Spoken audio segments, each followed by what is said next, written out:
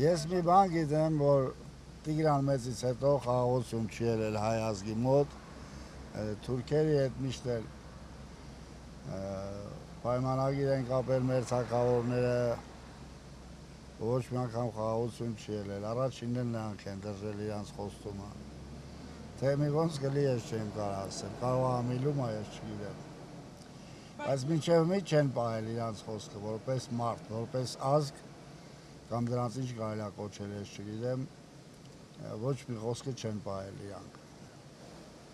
Հիմա նորից իրենք նոր զիջումներ են պարտադրում, սահմանադրություններ են ասում պետք է փոխեք անկախության։ Դե հաղթած են պարտված ազգենք պետք է տելադրեն, բա ինչ պետք է անեն։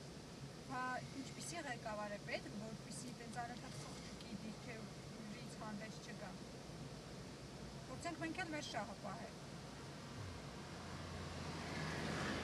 Հզոր ղեկավար է պետք։